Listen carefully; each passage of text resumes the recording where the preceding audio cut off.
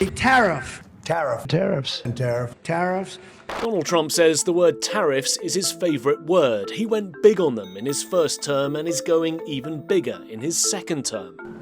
Less than 2 weeks after his return to the White House, President Trump announced that he would be implementing stiff tariffs on America's top 3 trading partners. A 25% tariff on imports from Canada and Mexico, and an additional 10% on China.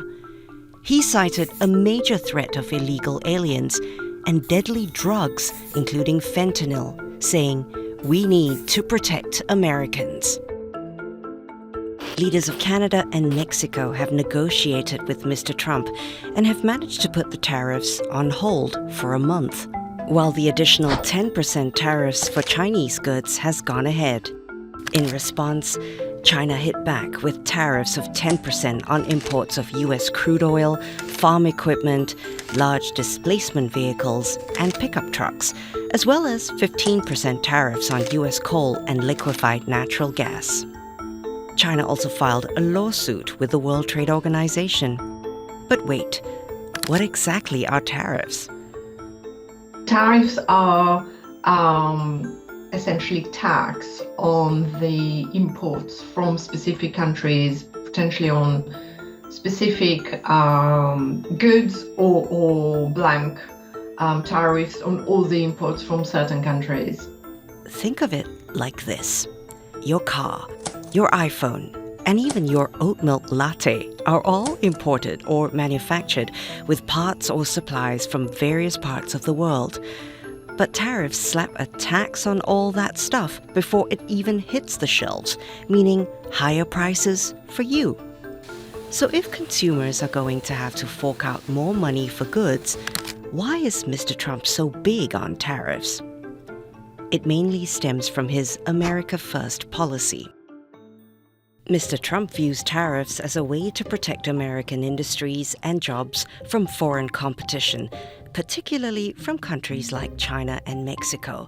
He believes that by imposing tariffs, the U.S. can encourage companies to manufacture goods domestically instead of outsourcing production. And by making imported goods more expensive, it should encourage Americans to buy more domestically produced products. Right?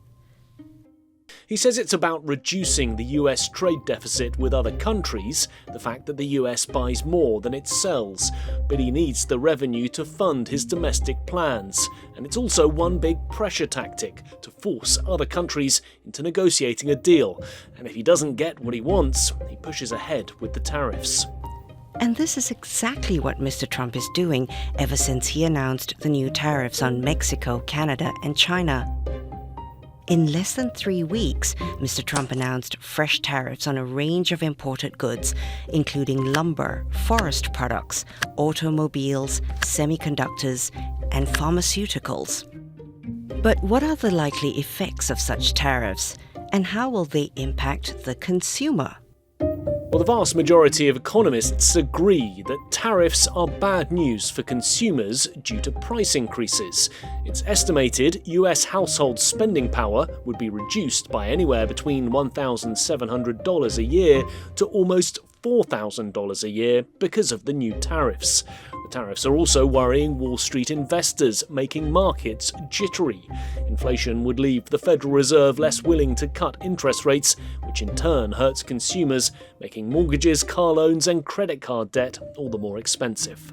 American consumers would face higher prices from tariffs, but also if you're an exporter, if you're a small business that sends products abroad, you're going to face foreign retaliation. And on top of that, right, like the US, Mexico, and Canada have pretty tightly integrated supply chains. So the average car made in the US or in the Mexico, Canada, US zone tends to travel across borders up to 8 times. And so if you're imposing a tariff of 25% each time a part comes across the border, or if the whole automobile crosses the border, it's going to get pretty costly pretty quickly.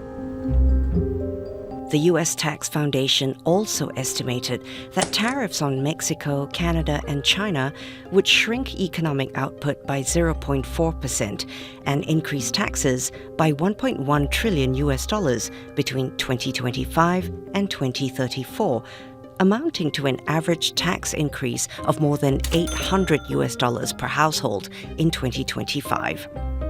As for businesses in the US, they have been scrambling and trying to make plans amid the uncertainty of Mr. Trump's tariffs and what might happen after the 30-day delay for Canada and Mexico. Tariffs leave US companies in a tough spot because if they import goods, they now need to decide if they're going to absorb the increased costs, hurting their profits and maybe forcing them to cut jobs, or pass on the higher costs to the consumers, potentially making their products less appealing to buyers, which would also hurt their revenue. How will Mr. Trump's tariffs impact foreign relations? Well, in a word, negatively. They mean higher costs and ultimately rockier diplomatic relations. It undermines the trust between allies and forces rivals even further apart. Critics say it paints the US president as a bullying businessman, using tariffs as a deal-making tactic. When it comes to Canada and Mexico, Trump has used tariffs as a way to get better border security, to help deliver on his election promise to stop illegal immigration. Mr. Trump has also said that he will be slapping the European Union with similar levies. Other countries are big abusers also. You know, it's not just China. China's an abuser, but the European Union is very, very bad to us. They treat us very, very badly. They don't take our cars. They don't take our cars at all. They don't take our farm products, essentially. They don't take very much. We have a $350 billion deficit with the European Union. They treat us very, very badly, so they're going to be in for tariffs. How might Mr. Trump's trade war and tariffs affect Asia and Southeast Asia? China was the major target of Trump's tariffs in his first term. This time round, there's already an extra 10% duty on Chinese imports.